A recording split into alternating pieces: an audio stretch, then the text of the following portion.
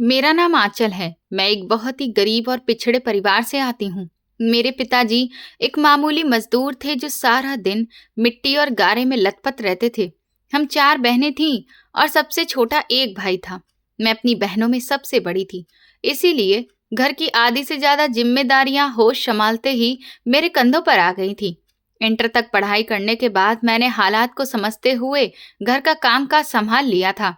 गरीबी हमारे घर के कच्चे आंगन, टूटी दीवारों और हमारे पैबंद लगे कपड़ों से साफ झलकती थी। पिताजी, आज मजदूरी कैसी रही? मैंने शाम को पिताजी के घर में कदम रखते ही पानी उनकी तरफ बढ़ाते हुए पूछा। बस बेटी, आज तो दिहाड़ी भी पूरी नहीं मिली। ठेकेदार ने आधे पैसे काट लिए। पिताजी ने माथे का पसीना अपने मैले अंगोछे से साफ करते हुए खाट पर बैठकर दुख से जवाब दिया। उनकी आवाज में गरीब बाप की बेबसी साफ महसूस हो रही थी। आप चिंता मत करें पिताजी, मैंने दाल में पानी डाल दिया है। सब बहन भाइयों का पेट भर जाएगा। मैंने मुस्कुराने की कोशिश करते हुए उनके खुरदरे और जख्मी हाथ दबाए। जैसे ही मैं जवान हुई तो पिताजी को मेरी शादी की चिंता अंदर ही अंदर दीमक की तरह खाने लगी। हमारे समाज में जवान बेटी का घर में बैठना गरीब माँ बाप के लिए किसी कठिन परीक्षा और भारी बोझ से कम नहीं होता। आंचल के पिताजी, बच्चियां तेजी से बड़ी हो रही हैं। मुझे तो रातों को नींद नहीं आती। लोग बातें बनाते हैं। अम्मा ने रात के अंधेरे में चूल्हे के पास बैठकर रोटी का टुकड़ा तोड़ते हुए बहुत परेशानी और डर से कहा, किस्मत अपने समय पर ही खुलती है। मैं कौन सा जानबूझकर अपनी बच्ची को घर बिठाए हुए हूँ। सारा दिन ईंट ढोता हूँ। मजदूरी से फुर्सत मिली तो लोगों से बात करूंगा। पिताजी ने सिर झुकाकर बेबसी से जवाब दिया और अपना खाना वहीं छोड़ दिया। अम्मा अक्सर मुझे अपने पास बिठाकर रो पड़ती और कहती, आंचल, तेरी शादी हो गई तो बाकी बहनों के भी रास्ते खुलेंगे और उनकी भी बारी आएगी। भाई तो अभी बहुत छोटा है, कमाई करने लायक होने में उसे बरसों लगेंगे। अम्मा, आप क्यों इतना मन छोटा करती हैं? भगवान कोई ना कोई रास्ता जरूर निकालेगा। मैं अम्मा के आंसू साफ करते हुए उन्हें दिलासा देती, लेकिन मेरा अपना दिल भी अनजाने डर और आने वाले समय की चिंता से धड़कता रहता था। आखिरकार हमारी दुआएं सुन ली गईं और एक दिन एक अच्छे घर से मेरा रिश्ता आ गया। लड़का उम्र में मुझसे थोड़ा बड़ा था, लेकिन वो एक मिडिल क्लास और ठीक ठाक घर से ताल्लुक रखते थे, जबकि हम बहुत ही नीचे और गरीब तबके से थे। लो बहन, बधाई हो, तुम्हारी तो किस्मत खुल गई है। मोहल्ले के रिश्ता कराने वाली मौसी ने हमारे कच्चे आंगन में आकर खुशखबरी सुनाई। बहन, हम गरीब लोग हैं। हम तो बच्ची को 2 जोड़ों में विदा करने के सिवा कुछ नहीं दे सकते। दहेज का तो हम सोच भी नहीं सकते। ये रिश्ता कैसे हो सकता है? अम्मा ने हाथ जोड़ते हुए अपनी मजबूरी और डर बताया। अरे, तुम चिंता मत करो बहन। लड़के वालों को दहेज नहीं, बस एक अच्छी कामकाज करने वाली और आज्ञाकारी लड़की चाहिए। मैंने तुम्हारी आंचल की इतनी तारीफ की है कि वो तुरंत मान गए हैं। मौसी की उस दिलासा देने वाली बात पर अम्मा ने तुरंत हाँ कर दी। शादी के दिन करीब आ गए। अम्मा ने दहेज नाम की तो कोई चीज नहीं दी थी, क्योंकि पिताजी जितना कमाते थे उससे हम बहन भाइयों का पेट ही बहुत मुश्किल से पलता था। पुराने कपड़ों को काट कर कुछ नए सूट बनाए गए और कुछ बर्तन जो अम्मा ने सालों से जोड़ कर रखे थे, वही मेरा पूरा सामान था। एक बहुत ही सादी सी रस्म में मेरी शादी हुई और मैं ब्याह कर अपने ससुराल आ गई। मेरा पति अमन एक समझदार, सुलझा हुआ और नरम दिल इंसान था। वो मेरी गरीबी या मेरे लाए हुए मामूली सामान पर कभी कोई बात अपनी जुबान पर नहीं लाया। आंचल, तुम इस घर में मेरी इज्जत हो। मुझे इस बात से कोई मतलब नहीं कि तुम क्या लाई हो और क्या नहीं। मैं तुम्हें हमेशा खुश रखूंगा। शादी की पहली रात अमन ने मेरा हाथ थामकर बहुत प्यार और नरमी से कहा था, आपका ये मान ही मेरे लिए सबसे बड़ा दहेज है। मैंने शर्माते हुए मुस्कुराकर जवाब दिया। उसकी ये बात मेरे दिल में उतर गई और मैं उसके साथ बहुत खुश रहने लगी। लेकिन मेरे ससुराल वालों का व्यवहार मेरे साथ इतना अच्छा नहीं था। अमन के 2 और भाई थे और उनकी पत्नियां, यानी मेरी जेठानी और देवरानी, अच्छे और पैसे वाले घरों से आई थीं। वो दहेज में फर्नीचर, गाड़ियां, इलेक्ट्रॉनिक सामान और भारी सोना लाई थीं। देखो तो, सारा दिन कैसे चुपचाप बैठी रहती है, जैसे गूंगी हो। गरीबों की बेटियां ऐसी ही होती हैं, न बोलने का तरीका, न पहनने का ढंग। मेरी सास ने एक दिन आंगन में खाट पर बैठकर मेरी जेठानी से कहा। उनकी आवाज जानबूझकर इतनी ऊंची थी कि रसोई में खड़ी मुझे साफ सुनाई दे रही थी। अम्मा जी, छोड़िए इसे। हम तो इसके पास बैठना भी पसंद नहीं करते। ना जाने अमन भैया को इस भिखारन में क्या नजर आ गया। जेठानी ने अपने सोने के कंगन खनकाते हुए बहुत तिरस्कार से जवाब दिया। मैं रसोई के दरवाजे के पीछे खड़ी चुपचाप आंसू बहाती रही। मैंने बाहर निकलकर उनसे कोई बहस नहीं की। मेरी सास उन दोनों बहुओं को सिर आंखों पर बिठाती, उन्हें इज्जत देती और मुझे घर की नौकरानी की तरह रखती। सुबह सवेरे उठकर पूरे घर का नाश्ता बनाना, झाड़ू पोछा करना, कपड़े धोना और सबके नखरे उठाना मेरी जिम्मेदारी थी। आंचल, मेरी चाय अभी तक क्यों नहीं आई? क्या सारा दिन रसोई में सोती रहती हो? देवरानी ने अपने कमरे से चिल्लाकर सख्त आवाज लगाई। बस ला रही हूं भाभी, दूध उबल रहा था। मैंने जल्दी से कप में डालते हुए घबराकर जवाब दिया। लेकिन मेरे पति की मोहब्बत मेरे साथ थी। अमन शाम को काम से वापस आता तो मेरी सारी थकान दूर हो जाती। मेरे लिए उसकी एक मुस्कान ही सब कुछ थी। जब वो मेरे पास होता तो मुझे किसी के तानों की कोई परवाह नहीं होती थी। मेरी शादी को भी बहुत मुश्किल से 5 महीने ही हुए थे कि मेरे पति ने काम के सिलसिले में बाहर जाने का फैसला कर लिया।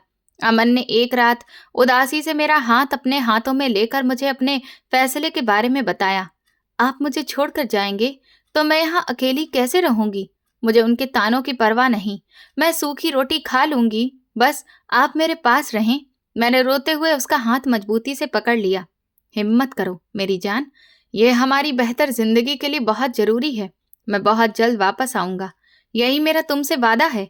उसने मेरे आंसू साफ करते हुए मुझे गले लगाकर तसल्ली दी। आखिरकार वो कड़ा दिन आ गया जब अमन मुझे रोता बिलखता छोड़कर दूसरे देश चला गया। उसके जाने के बाद जैसे मेरे ससुराल वालों को मुझ पर जुल्म करने की खुली छूट मिल गई। अमन मुझे हर महीने अलग से मेरा जेब खर्च भेजता था, जिसका पता एक दिन मेरी सास को चल गया। ये क्या नया तरीका है? बेटा कमाए और बहू के हाथ पर पैसे रख दे। इस घर के खर्चे क्या फरिश्ते उठाएंगे? लाओ, ये पैसे इधर मेरे हाथ में दो। सास एक दिन मेरे कमरे में आकर गुस्से से चिल्लाते हुए मुझसे वो पैसे छीन लिए जो अमन ने मुझे अपने निजी खर्च के लिए भेजे थे। माँ जी, ये अमन ने मेरी जरूरत के लिए भेजे थे। मुझे कुछ कपड़े बनवाने थे। मैंने डरते डरते धीमी आवाज में कहा। तुम्हारी क्या जरूरतें हैं? घर में पड़ी रहती हो, जो मिलता है खा लेती हो। ये पैसे आज के बाद सीधे मेरे हाथ में आएंगे। वो मुझे सख्त नजरों से घूरती हुई कमरे से बाहर निकल गई। मेरी जेठानी और देवरानियों को ये बात बिल्कुल अच्छी नहीं लगती थी कि अमन मेरी इतनी परवाह करता है। मेरे पति के बाहर जाने के बाद मेरी सास ने मुझे बाकायदा नौकरानी की तरह समझना शुरू कर दिया था। अपनी देवरानी, जेठानियों, उनके बच्चों और सास ससुर का सारा काम मैं करती। सुबह का उजाला फैलने से पहले उठती और रात देर तक मैं बिना तनख्वाह की नौकरानी की तरह मशीन बनी चलती रहती। अगर कभी बुखार से तप रही होती या बीमार पड़ जाती तो मुझे कोई पूछने वाला भी नहीं था। बीमारी का बहाना बनाकर लेट गई। ये कामचोर औरत, उठो और जाकर रात का खाना तैयार करो। तुम्हारे ससुर आने वाले हैं और बच्चों को भी भूख लगी है। सास मेरे सिरहाने खड़े होकर बेरहमी से हुक्म देती, जबकि मैं तेज बुखार से कांप रही थी। माँ जी, मेरे सिर में बहुत तेज दर्द है। आज भाभी से कह दीजिए वो खाना बना लें, मुझसे खड़ा नहीं हुआ जा रहा। मैंने कराहते हुए विनती की। वो तेरे बाप की नौकर है जो तेरे हिस्से का काम करेंगी? चुपचाप उठकर किचन में जाओ, वरना अमन को फोन करके बता दूंगी कि तुम सारा दिन यहाँ नखरे दिखाती हो और लड़ाई करती हो। उन्होंने मुझे खुली धमकी दी। मैंने चुपचाप पल्लू सिर पर ठीक किया और गिरती पड़ती किचन की तरफ चल पड़ी। ऐसे ही जुल्म और तकलीफ सहते दिन गुजरते गए। मेरे पति को देश से गए 1 साल का लंबा और कठिन समय हो चुका था। उनका कहना था कि वो 1.5 साल पूरा होने के बाद छुट्टी लेकर वापस आएंगे। मैं बेसब्री से उनकी वापसी का इंतजार कर रही थी। मुझे उनसे एक अजीब सी गहरी मोहब्बत हो चुकी थी, जो एक पति पत्नी के बीच एक मजबूत रिश्ते की नींव होती है। लेकिन मुझे क्या पता था कि मेरी किस्मत के सितारे बुरी तरह उलझे हुए हैं और तकदीर में मेरे लिए कुछ और ही दर्दनाक लिखा है। मेरे पति के वापस आने में कुछ महीने ही रह गए थे। मेरी खुशी देखने लायक थी। मैं रोज कैलेंडर पर दिन गिनती और रात को उसके दिए हुए कपड़े निकाल कर देखती। एक रात घर में मेरी जेठानी के रिश्तेदारों की बड़ी दावत थी। सारा दिन मैंने किचन की गर्मी में खड़े होकर तरह तरह के पकवान बनाए और रात देर तक मेहमानों के जाने के बाद छोटे बड़े बर्तन धोती रही। थकान से मेरा अंग अंग टूट रहा था और कमर सीधी करने की ताकत नहीं बची थी। रात के 11 बज चुके थे और सारा घर खामोशी में डूब चुका था। आंचल, ये सारा कचरा आज ही बाहर कूड़ेदान में फेंक कर आओ। रात भर इसकी बदबू पूरे घर में फैलेगी। सास किचन में आकर मुझे सख्त लहजे में बोली। माँ जी, रात बहुत ज्यादा हो गई है और गली में अंधेरा है। मुझे डर लगता है। मैं सुबह सबसे पहले ये कचरा फेंक आऊंगी। मैंने डरते डरते अपने गीले हाथ पल्लू से साफ करते हुए कहा। जुबान लड़ाती है मुझसे? जो कहा है तुरंत कर, वरना आज रात तुझे उस कचरे के साथ ही घर से बाहर निकाल दूंगी और तू सारी रात सड़क पर भटकेगी। वो गुस्से से पैर पटकते हुए मुड़ गई। मेरा पति इस बात से अनजान था कि घर के सारे सबसे खराब काम मैं करती हूँ और मैंने कभी उसे बताया भी नहीं था। मैं हमेशा यही सोचती कि घर के काम ही तो हैं। अपने मायके में भी तो झाड़ू पोछा करती थी, इसमें क्या बुराई है। लेकिन मैं नहीं जानती थी कि उस काली रात में कचरा फेंकना ही मेरे लिए कितनी बड़ी सजा बन जाएगा और मेरी पूरी जिंदगी बदल कर रख देगा। मैंने एक बड़ा सा कचरे का थैला उठाया और डरते डरते घर के बाहरी दरवाजे से बाहर निकली। गली बिल्कुल सुनसान थी और दूर एक पुरानी स्ट्रीट लाइट टिमटिमा रही थी। सर्दी की वजह से तेज हवाएं चल रही थीं और आवारा कुत्ते भौंक रहे थे। कूड़ेदान गली के बिल्कुल मोड़ पर एक वीरान और अंधेरे प्लॉट के पास रखा था। मैं तेज तेज कदम उठाती डर के मारे कूड़ेदान के पास पहुंची और थैला उसमें फेंक दिया। अभी मैंने मुड़कर वापस आने का इरादा किया ही था कि मुझे एक धीमी और सिसकती हुई सी आवाज सुनाई दी। ये आवाज किसी नवजात बच्चे के रोने की थी। मेरे कदम वहीं जमीन पर रुक गए। ये कैसी आवाज है? इतनी रात को कोई बच्चा यहाँ इस वीराने में क्या कर रहा है? मैंने मन ही मन सोचा और चारों तरफ नजर दौड़ाई, लेकिन उस अंधेरे में कुछ साफ नजर नहीं आ रहा था। पहले मैंने उसे अपना वहम समझा और डर के मारे घर की तरफ दौड़ने लगी, लेकिन फिर दिल को एक अजीब सी बेचैनी महसूस हुई। मैं आगे कदम नहीं बढ़ा सकी। सच में ऐसा लग रहा था कि कोई नन्हा सा बच्चा लगातार रो रहा है और सर्दी की वजह से उसकी आवाज धीमी पड़ती जा रही है। न जाने क्या सोचकर मैंने हिम्मत की और वापस कूड़ेदान के बिल्कुल करीब जाकर उसके अंदर झांक कर देखा। स्ट्रीट लाइट की हल्की रोशनी में जो मंजर मैंने देखा उसने मेरे पैरों तले से जमीन खींच ली और मेरे होश उड़ा दिए। वहां कचरे के ढेर के ठीक बीच गंदगी और सड़ी बदबू के ऊपर एक अनजान बच्चा एक पुराने खून से सने कपड़े में लिपटा पड़ा था। वो जोर जोर से रो रहा था। उसका छोटा सा मासूम चेहरा मिट्टी और कूड़े से गंदा हो रहा था। मक्खियां और कीड़े उसके आसपास भिनभिना रहे थे। हे भगवान, ये कैसा जुल्म है? कौन है वो पत्थर दिल इंसान जो इस मासूम को यहाँ फेंक गया? मेरे मुंह से अपने आप चीख निकल गई। मेरी अपनी अभी तक कोई औलाद नहीं थी, लेकिन उस सिसकते बिलखते मासूम बच्चे को देखते ही मेरे अंदर की ममता पूरी तरह से जाग उठी। एकदम से मेरा पूरा शरीर डर, सर्दी और सदमे से कांपने लगा। मेरी आंखों से अपने आप आंसू बहने लगे। मैंने खुद को हिम्मत दी। कूड़े और गंदगी की बदबू की परवाह किए बिना अपने हाथ आगे बढ़ाए और उस नन्ही सी जान को कूड़ेदान से उठा लिया। वो बच्चा सर्दी से नीला पड़कर कांप रहा था। मैंने उसे तुरंत अपने साड़ी के पल्लू में छुपाया और इधर उधर देखने लगी। शायद कोई गलती से इसे यहाँ भूल गया हो, शायद किसी की बहुत बड़ी मजबूरी हो, शायद कोई उसे ढूंढता हुआ आ जाए। मैंने खुद को समझाने की कोशिश की। मैं काफी देर तक वहां खड़ी दाएं बाएं देखती रही कि शायद कोई इस बच्चे को रोता सुनकर आए, शायद कोई इसका अपना इसे ढूंढता हुआ आए। लेकिन वहां दूर दूर तक कोई इंसान नहीं था। बस कुत्तों के भौंकने और हवा की साए साए की आवाज आ रही थी। फिर मेरे मन में एक डरावना ख्याल आया।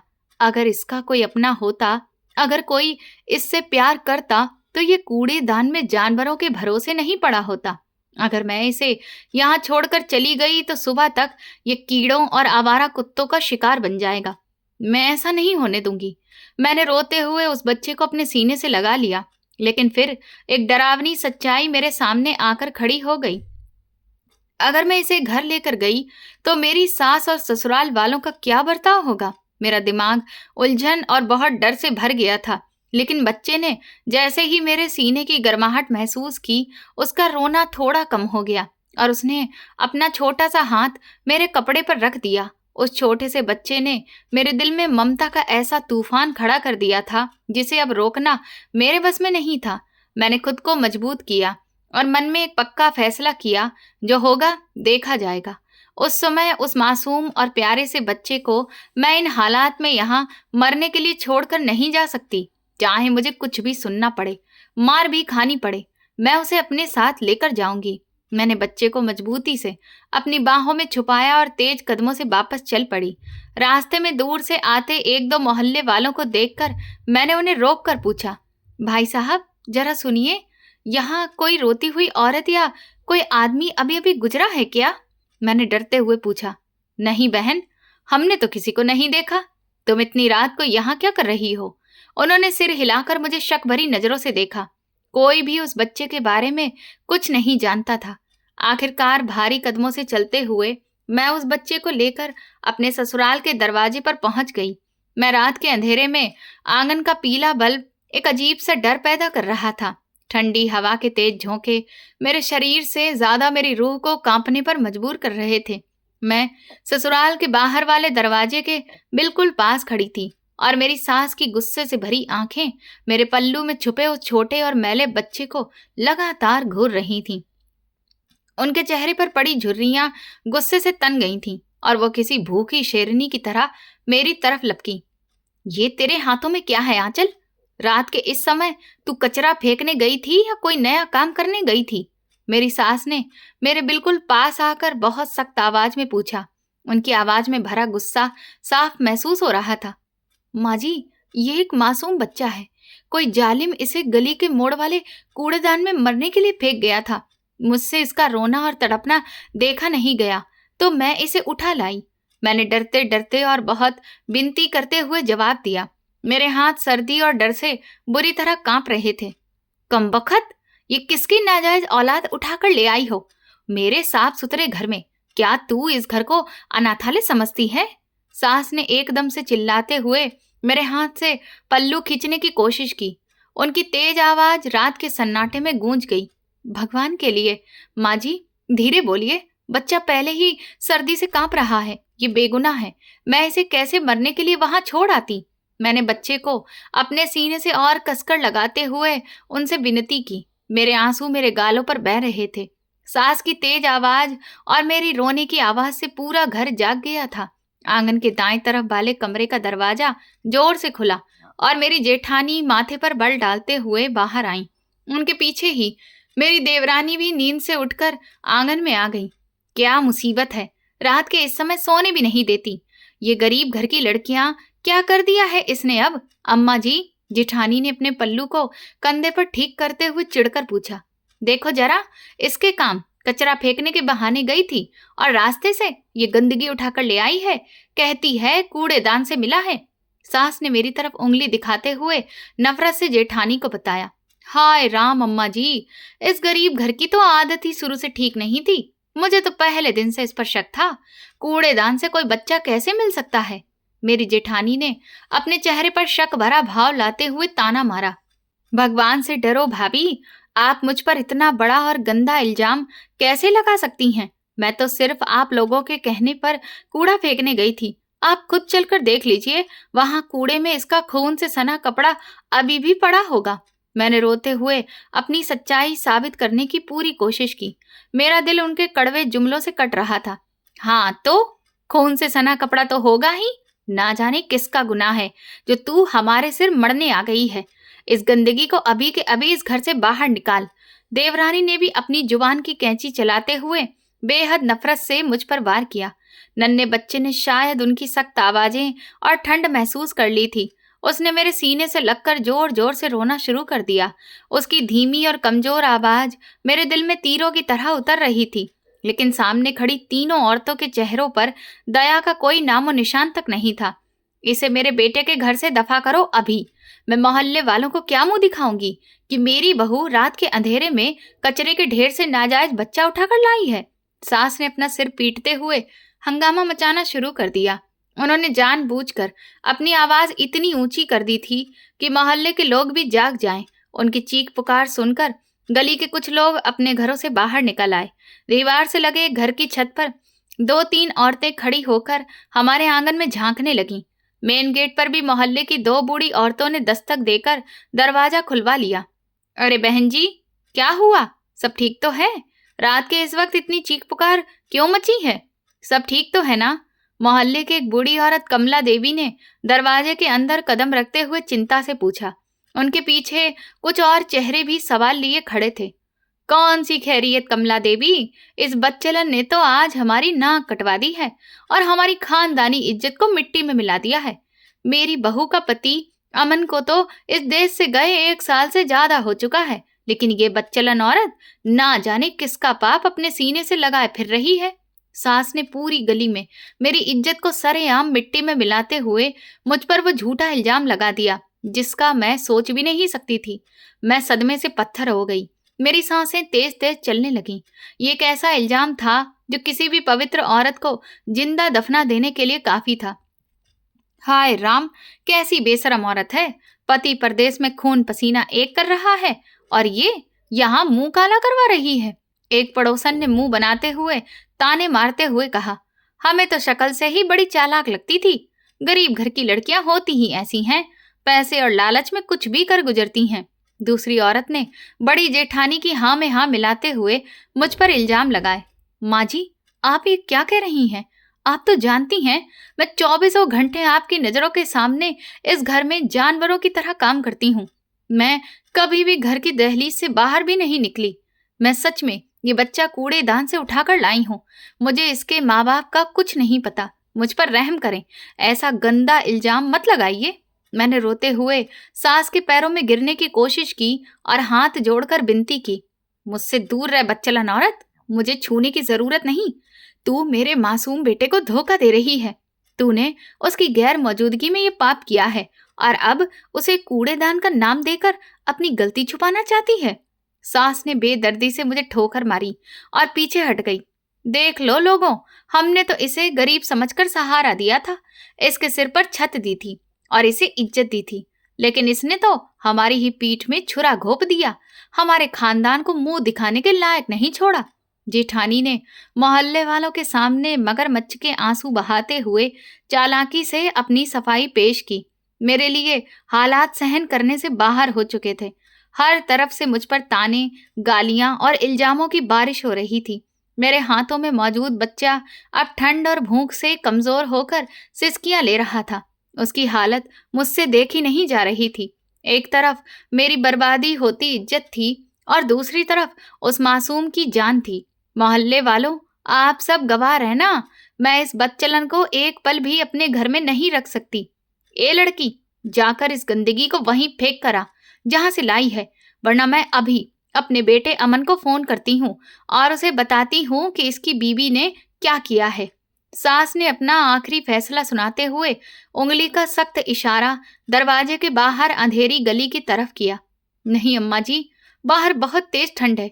आवारा कुत्ते इस मासूम को नोच खाएंगे। मैं इसे मरने के लिए वहां नहीं छोड़ सकती। ये एक जीती जागती जान है। क्या आप लोगों के दिल में जरा भी दया नहीं? मैंने बच्चे को मजबूती से अपने सीने से लगाकर उनकी आंखों में आंखें डालकर पूरी ताकत से जवाब दिया। मेरी ममता मेरे डर पर भारी पड़ चुकी थी। हमें दया और इंसानियत सिखाने चली है बदचलन औरत। तू खुद जाएगी या मैं तुझे धक्के देकर गली में निकालूं? इस नाजायज औलाद को अभी इसी वक्त घर से बाहर फेंक। मेरा घर अपवित्र मत कर। सास गुस्से से पागल हो रही थी और उन्होंने आगे बढ़कर मेरा बाजू सख्ती से पकड़ लिया। आपको जो सजा देनी है दे दीजिए, मुझ पर जो इल्जाम लगाना है लगा लीजिए, मैं सब सह लूंगी, लेकिन मैं इस बेगुनाह बच्चे को दोबारा उस मौत के मुंह और कूड़ेदान में हरगिज नहीं फेंकूंगी। मैंने अपना बाजू उनकी पकड़ से छुड़ाते हुए एक चट्टान की तरह मजबूत आवाज में कहा। मेरी इस हिम्मत पर पूरे आंगन में एक पल के लिए सन्नाटा छा गया। तेरी इतनी हिम्मत कि तू मेरे सामने खड़ी होकर जवाब दे रही है? ठीक है, अगर तुझे इस बच्चे से इतनी ही मोहब्बत है तो जाकर आंगन के उस कोने में पड़ी रह। आज रात तू इस घर के किसी कमरे में नहीं जाएगी। कल सुबह ही मैं अमन को फोन करूंगी, वही आकर अब तेरा फैसला करेगा। सास ने गुस्से से दांत पीसते हुए मुझे धमकी दी और आंगन का वो कोना दिखाया जहां ठंडी हवाएं सीधी आकर लगती थीं। हाँ अम्मा जी, इसको मुंह लगाने का कोई फायदा नहीं।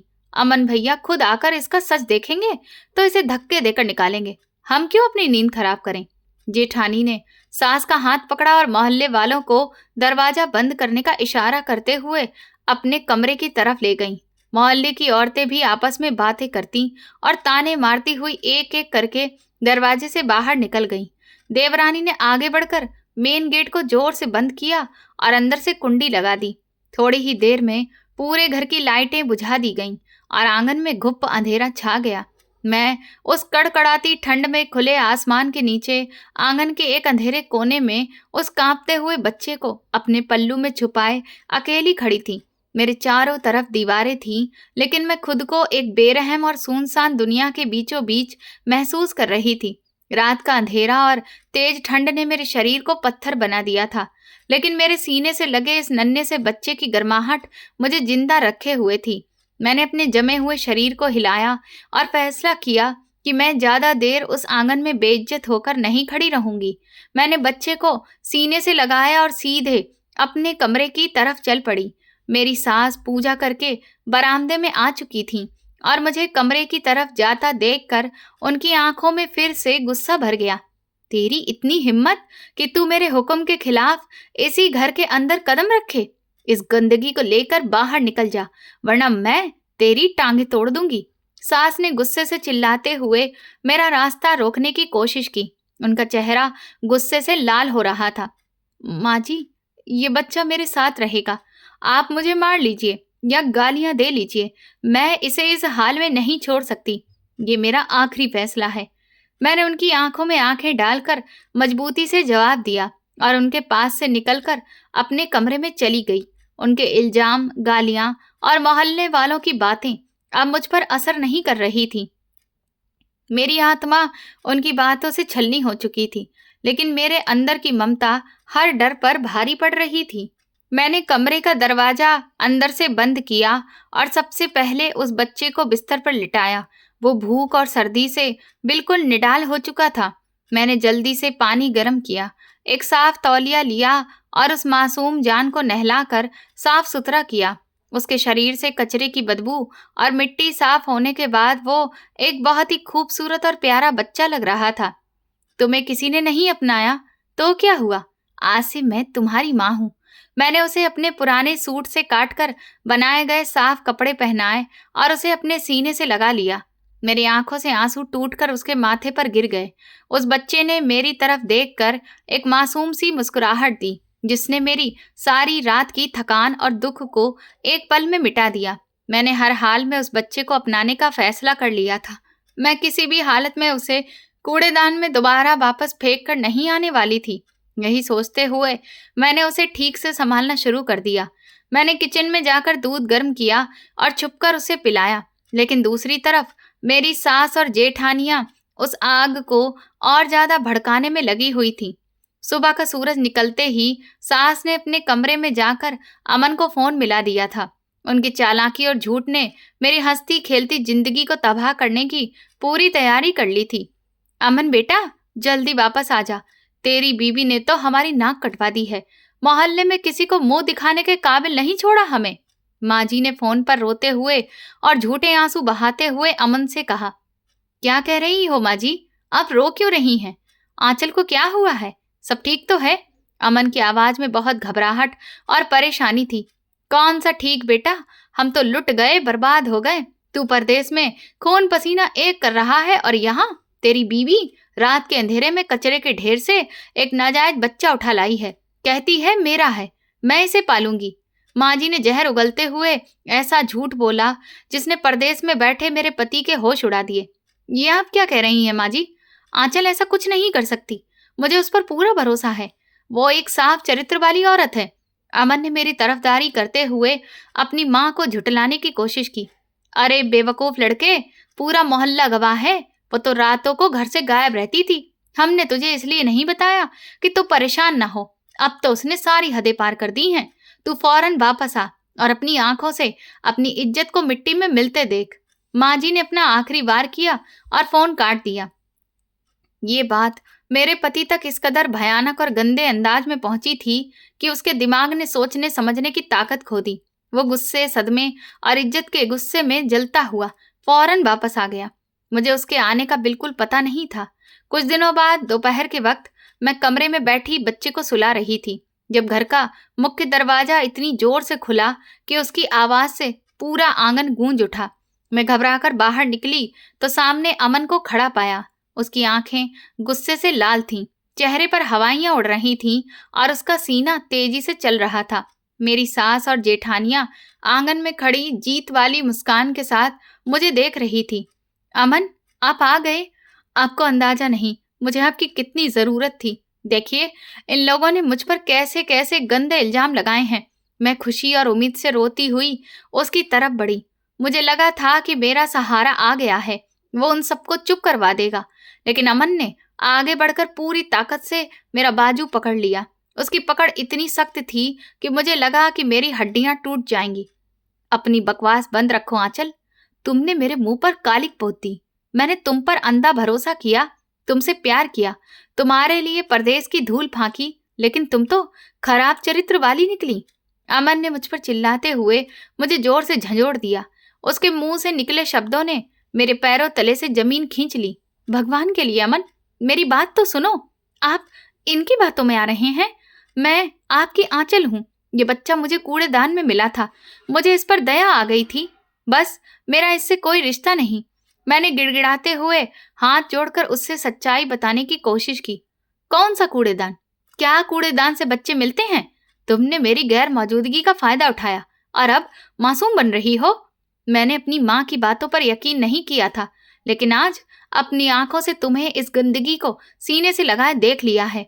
अमन ने बहुत नफरत से मेरे आंसुओं को नजरअंदाज करते हुए सख्त आवाज में कहा, अमन, आप मुझे मार लो, पीट लो, लेकिन मेरे चरित्र पर उंगली मत उठाओ। मैंने आज तक आपके सिवा किसी दूसरे आदमी की तरफ आंख उठाकर भी नहीं देखा।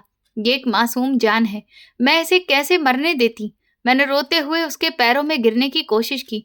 मुझे तुम्हारी कोई सफाई नहीं सुननी। तुम्हारे जैसी घटिया और खराब चरित्र वाली औरत के लिए मेरे घर और मेरे दिल में कोई जगह नहीं।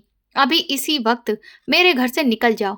अमन ने मुझे बाजू से पकड़कर खींचा और आंगन से घसीटते हुए घर के मुख्य दरवाजे की तरफ ले गया। मेरी सास और जेठानियां तमाशा बनी ये सब देख रही थी। किसी एक ने भी आगे बढ़कर अमन को रोकने या सच्चाई बताने की कोशिश नहीं की। अमन ने दरवाजा खोला और मुझे धक्का देकर गली में फेंक दिया। मैं जमीन पर गिर पड़ी, लेकिन मैंने बच्चे को अपने शरीर से बचा लिया ताकि उसे चोट न लगे। आज के बाद इस गली में कदम मत रखना, वरना मैं तुम्हारी जान ले लूंगा। मेरी तरफ से तुम आजाद हो।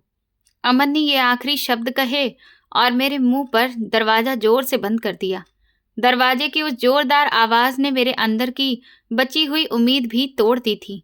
जिस इंसान पर मुझे सबसे ज्यादा भरोसा था, जिसकी मोहब्बत के भरोसे मैंने ससुराल की हर बंदिश और हर जुल्म सहा था, आज उसने मुझ पर खराब चरित्र का दाग लगाकर मुझे सड़क पर फेंक दिया था। मैंने उसे कोई और सफाई नहीं दी, कुछ नहीं कहा, क्योंकि जब भरोसा ही खत्म हो जाए तो शब्द बेकार हो जाते हैं। मैंने जमीन से उठकर अपने कपड़े झाड़े, बच्चे को सीने से लगाया और अपने माँ बाप के घर की तरफ चल पड़ी। रास्ते में गुजरते हुए लोग मुझे अजीब और शक भरी नजरों से देख रहे थे। सास की फैलाई हुई बात पूरे मोहल्ले में फैल चुकी थी। औरतें अपने दरवाजों से झांक कर मुझ पर ताने मार रही थीं। लो भाई, आ गई बदनामी का टोकरा सिर पर उठाकर। अमन ने तो निकाल ही देना था इसे। एक औरत ने छत से आवाज लगाई। मैंने सिर झुका लिया और तेज कदमों से चलती रही। मेरा दिल टूट रहा था, लेकिन मुझे अपने माँ बाप पर भरोसा था।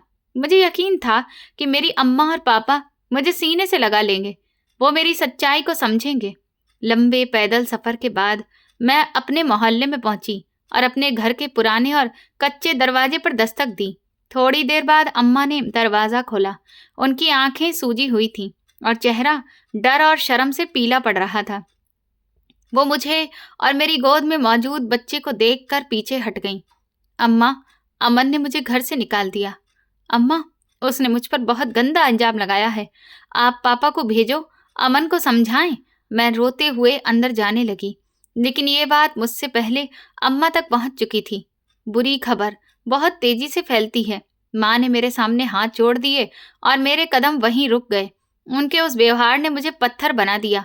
आंचल, भगवान के लिए इस घर में कदम मत रख। तू जानती है, तेरे पापा की इज्जत ही उनका सब कुछ है।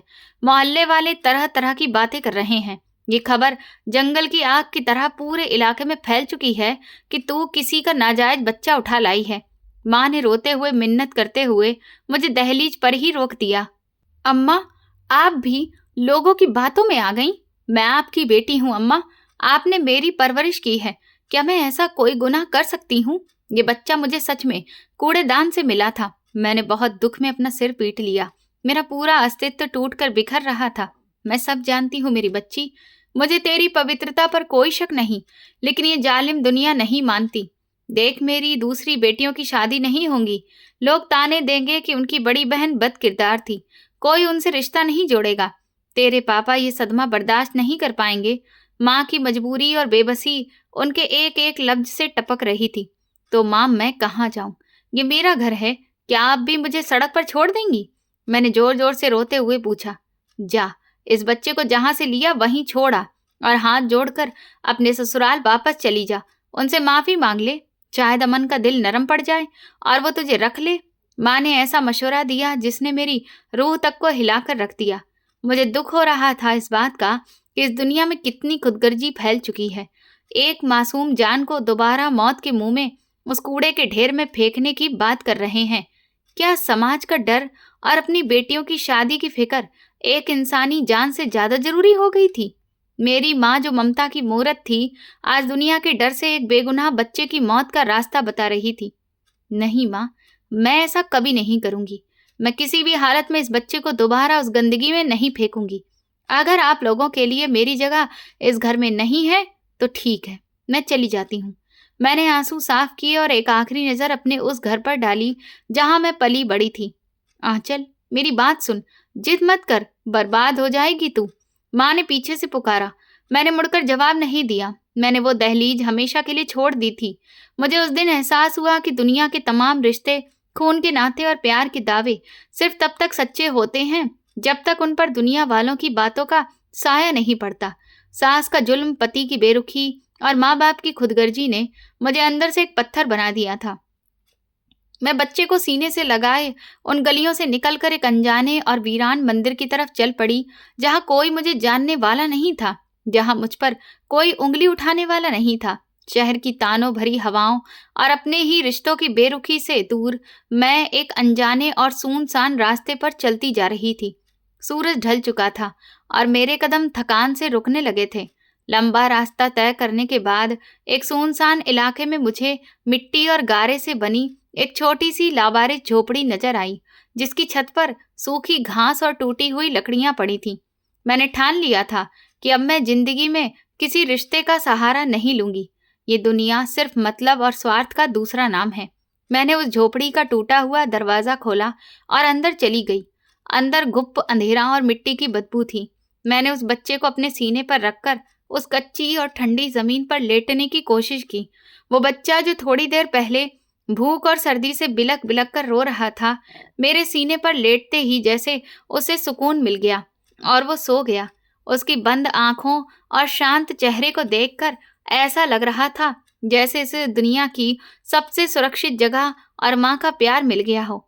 तुम फिक्र मत करो मेरे बच्चे, मैं तुम्हारे लिए इस दुनिया के हर तूफान और हर दर्द से लड़ जाऊंगी। आज से तुम ही मेरा सब कुछ हो।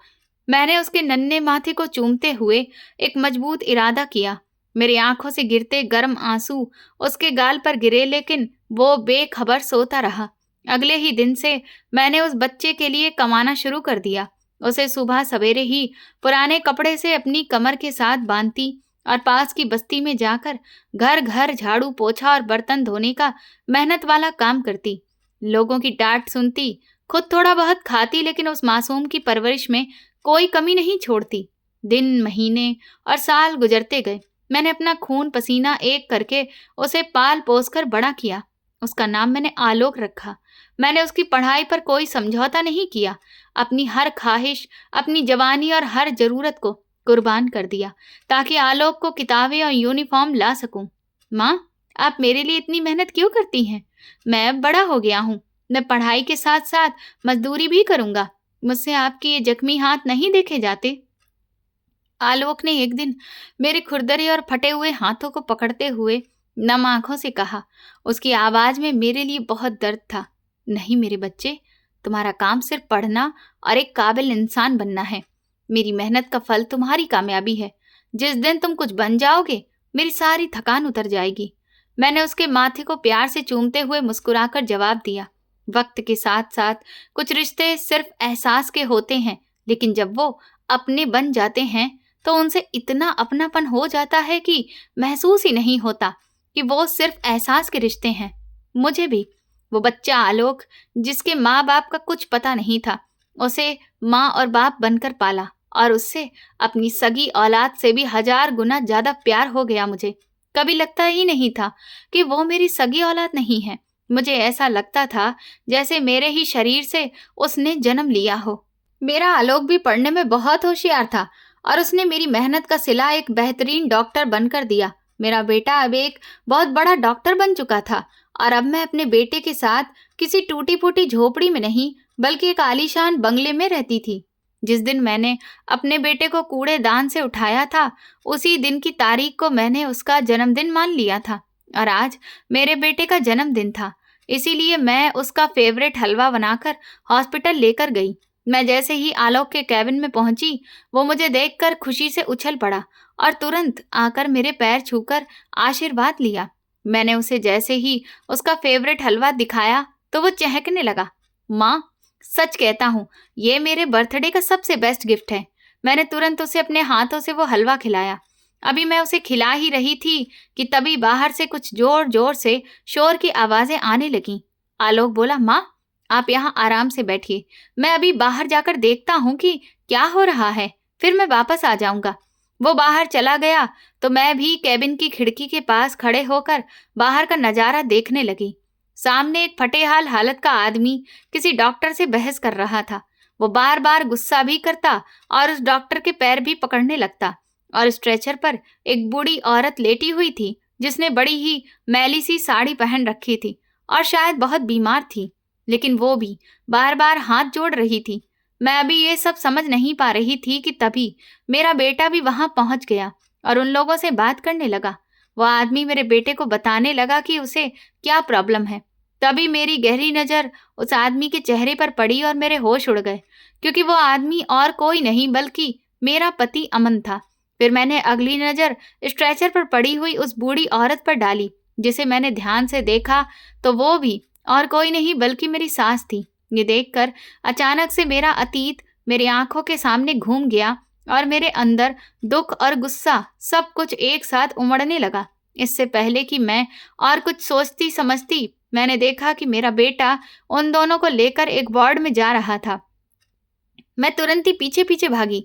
जैसे ही मैं उस वार्ड के दरवाजे पर पहुंची तो मैंने अपने बेटे को कहते सुना कि आप फिक्र मत करिए, मैं आपकी माँ का इलाज बिल्कुल फ्री में कर दूंगा। आप बस धैर्य बनाकर रखिए और शोर शराबा मत करिए।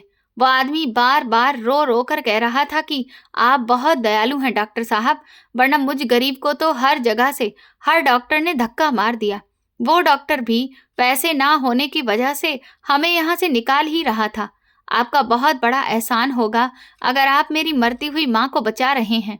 इसके बाद मेरे बेटे ने मेरी सास का इलाज करना शुरू कर दिया। मैं पत्थर बनी दरवाजे पर खड़ी ये सब कुछ देख रही थी कि तभी नर्स ने मेरे बेटे से कुछ पूछा तो मैं अपने सपनों की दुनिया से बाहर आई और एकदम गुस्से से आगे बढ़कर मैंने अपने बेटे का हाथ पकड़ लिया। मैंने उससे कहा कि तुम इनका इलाज नहीं करोगे। मेरा बेटा हैरत से मुझे देखने लगा। वो कहने लगा, लेकिन माँ, आप ऐसा क्यों कह रही हैं? आपको पता है इनके पास इनकी माँ के इलाज के पैसे नहीं हैं। ये लोग बहुत गरीब हैं। अगर मैं इनका इलाज नहीं करूंगा तो इनकी माँ मर जाएगी। मैं भी गुस्से में चिल्लाकर कहा कि मरती हैं तो मर जाएं, मुझे कोई फर्क नहीं पड़ता, लेकिन तुम इनका इलाज नहीं करोगे। मेरा बेटा मुझसे पूछने लगा कि लेकिन माँ, आप ऐसा क्यों कह रही हैं? आप इतनी कठोर दिल कैसे हो सकती हैं? जैसे ही मेरे बेटे ने मुझसे पलटकर सवाल किया तो मुझे कोई भी जवाब नहीं सूझ रहा था, क्योंकि मुझे समझ नहीं आ रहा था कि भला मैं क्या वजह बताऊं कि मेरा बेटा उनका इलाज ना करे। क्योंकि अगर मैं सब कुछ सच सच बताती तो मेरे बेटे को पता चल जाता कि मैं उसकी अपनी सगी माँ नहीं हूँ। मेरा बेटा मुझे झंझोड़कर बार बार पूछ रहा था, लेकिन मैं लाजवाब हो चुकी थी। तब तक मेरे पति ने भी मुझे पहचान लिया और वो कहने लगा, आंचल, तुम यहाँ? मैंने उसकी तरफ जलती हुई आंखों से देखा और कहा, हाँ, ये मेरा बेटा है, मेरा वही बेटा जिसकी खातिर तुमने मेरे चरित्र पर उंगलियां उठाई और मुझे घर से निकाल दिया था।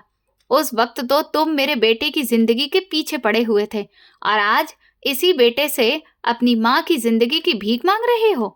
ये सुनते ही अमन और मेरी सास दोनों के ही होश उड़ गए। मेरी सास तुरंत ही हाथ जोड़कर माफी मांगने लगी, कहने लगी, आंचल, मेरी बच्ची, मुझे माफ कर दे। मैंने तेरे साथ बहुत बड़ा जुल्म किया था, मुझ पर रहम कर, मैं बर्बाद हो गई हूँ। उसकी आवाज में एक भिखारन जैसी विनती थी। देखिए माँ जी, वक्त गुजर चुका है। जिस मासूम जान को अपने कूड़े के ढेर से भी बदतर समझा, आज वो एक कमजोर बच्चा नहीं बल्कि एक बहुत बड़ा डॉक्टर बन चुका है। और आप आज किस मुंह से उससे अपना इलाज करवाने आई हैं? मैंने बहुत सख्त आवाज में पूछा। मेरी आंखों में उनके लिए कोई दया नहीं थी। मेरे गुनाहों की सजा मुझे इसी दुनिया में मिल गई है आंचल। तुम्हारे साथ मैंने जो किया उसी की सजा ना सिर्फ मुझे मिली बल्कि अमन को भी मिली। ये कहते हुए उन्होंने अमन के चेहरे की तरफ देखा, जिसकी आंखों से आंसू निकल रहे थे। अमन कहने लगा कि तुम्हें बच्चे के साथ घर से निकालने के बाद मैंने दूसरी शादी की, लेकिन कई सालों तक मुझे कोई भी औलाद ना हो सकी। इसके बाद मैंने एक और शादी की, लेकिन फिर भी मैं बे औलाद ही रहा, जिस वजह से मेरी दिमागी हालत थोड़ी खराब रहने लगी। मेरा किसी भी काम काज में मन नहीं लगता था और मैं जैसे दुनियादारी से अपना मुंह ही फेर लिया था। माँ जी बोली, अमन को तो जैसे कुछ होश ही नहीं रहता था। अगर खाना दे दिया तो खा लेता था, वरना इसे किसी चीज से कोई मतलब नहीं था। इसका ही फायदा मेरे बाकी के दोनों बेटों और बहुओं ने उठाया। उन्होंने धोखे से प्रॉपर्टी के कागजों पर मेरे साइन लेकर वो घर अपने नाम पर करवा लिया और हमारा सारा सामान हमसे छीन कर अमन के साथ घर से निकाल दिया। अब हम दर दर की ठोकरें खा रहे हैं। ये कहकर वो जोर जोर से रोने लगी। उनके चेहरे पर बेइज्जती और बदनामी साफ दिख रही थी। मैंने कहा, तो आपने बोए ही काटे थे तो फूल कैसे काटती? आपने तो एक साफ चरित्र वाली औरत पर झूठा इल्जाम लगाया था।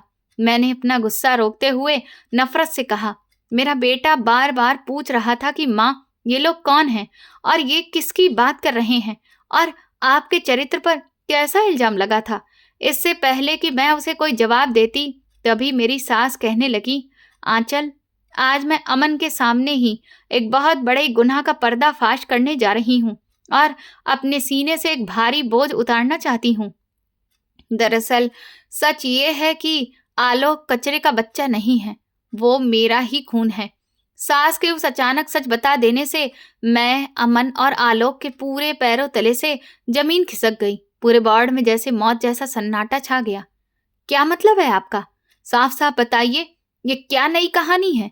मैंने हैरानी और बहुत गुस्से में चीखते हुए उनके करीब जाकर पूछा। उन्होंने अमन की तरफ घबराई नजरों से देखते हुए कहा, दरअसल मेरे बड़े बेटे ने एक गरीब काम वाली के साथ बहुत बड़ा पाप किया था और जब ये नाजायज बच्चा पैदा हुआ तो तुम्हारे जेठ ने मुझे पूरी सच्चाई बताई। इसकी माँ इसे पैदा करते हुए मर चुकी थी, लेकिन इसे मेरे बेटे की गोद में डाल गई। पर उसे अपना भेद खुलते हुए दिख रहा था। वो बहुत डर गया था कि अगर उसकी पत्नी को उसके इस पाप की खबर लग गई तो बहुत बड़ा तूफान खड़ा हो जाएगा। फिर मैंने उससे कहा कि तू जल्द से जल्द इस बच्चे को कहीं ठिकाने लगा दे, लेकिन मुझे नहीं पता था कि वो इस बच्चे को कूड़ेदान में फेंक आया है। मुझे तो लगा कि शायद बहुत दूर किसी जगह पर वो इसे फेंक आया होगा, और फिर जब तू इस बच्चे को वापस घर में लेकर आ गई तो मुझे सच्चाई खुलने का डर लगने लगा और इसीलिए मैंने उल्टा इल्जाम तेरे सिर पर ही लगा दिया ताकि मैं अपने बेटे को इस बदनामी से बचा सकूं। मैं सब कुछ जानकर भी चुप रही। मुझे पता था कि ये मेरे बेटे का ही खून है, लेकिन अपनी इज्जत बचाने के लिए मैंने इल्जाम तुझ पर डाल दिया। मेरी सास ने रोते हुए उस डरावनी रात का वो सच बता दिया जिसने मेरी पूरी जिंदगी ही खा ली थी। पूरी सच्चाई सुनकर मेरी आत्मा कांप गई थी। यानी कि जिसे ये लोग पाप कह रहे थे और जिसे लेकर मैं सड़कों पर भटकी थी, वो तो उनका अपना ही खून था। यानी कि आपने अपने बड़े बेटे बीरेंद्र और उसके पाप को छुपाने के लिए इस बेचारे मासूम जान को जानबूझकर कुत्तों के आगे डाल दिया था और एक बेगुनाह औरत को सबके सामने बेइज्जत किया। अमन ये कहते हुए गुस्से से कांप रहा था। उसकी आंखों में जैसे आग भड़क उठी। आप कैसी माँ हो? आपने एक बेटे की जिंदगी बचाने की खातिर अपने दूसरे बेटे की जिंदगी बर्बाद कर दी। उसकी बसी बसाई गृहस्थी को उजाड़ कर रख दिया। वो हाथ जोड़कर अमन से माफी मांगते हुए कहने लगी कि मुझे ये गरीब आंचल कभी पसंद नहीं थी और इसीलिए उस वक्त मुझे एक तीर से दो निशाने समझ आए। मैंने सोचा कि इस बहाने से इस गरीब लड़की से भी पीछा छूट जाएगा और इस पाप से भी, और फिर मैं तेरी किसी अमीर घराने में दोबारा शादी करवा दूंगी। लेकिन मुझे क्या पता था कि मेरा ये पाप कभी भी मेरा पीछा नहीं छोड़ेगा और मैं अपने कर्मों की सजा भुगतूंगी। मेरी सास ने आलोक की तरफ रोते हुए देखा और उससे माफी मांगने लगी, लेकिन वो बिल्कुल शांत खड़ा था। वो मेरी तरफ पलटा और कहने लगा, यानी कि आप मेरी सगी माँ नहीं हैं? ये सुनते ही मैंने उसे जोर से अपने गले से लगा लिया। मैंने कहा, नहीं बेटा, भले ही मैंने तुझे जन्म नहीं दिया, पर मैं ही तेरी असली माँ हूँ, तेरी सगी माँ हूँ। मेरे बेटे, तू इतने सालों में बता, तुझे कभी ये लगा कि मैंने तुझे सगी माँ जैसा प्यार नहीं दिया है? बोल। आलोक ने कहा, नहीं माँ, मुझे ऐसा कभी नहीं लगा और ये सब झूठ है। आप ही मेरी माँ हो और कोई मेरी माँ नहीं है। आलोक फूट फूट कर रोने लगा और मुझे कसकर अपने गले से लगा लिया। मैंने उसके सिर पर हाथ फेरा और कहा कि हाँ बेटा, मैं ही तेरी माँ हूँ और हमेशा रहूंगी। तो क्या हुआ जो मैंने तुझे पैदा नहीं किया, लेकिन तू मेरे दिल का टुकड़ा है। अमन भी मेरे पैरों में गिर गया और मुझसे माफी मांगने लगा। कहने लगा कि मैंने बहुत बड़ी गलती की जो अपने घर वालों पर अंधा विश्वास किया और तुम्हारी एक भी बात नहीं सुनी। लेकिन मैंने अपने पैर पीछे खींच लिए और अमन से मुंह फेर लिया।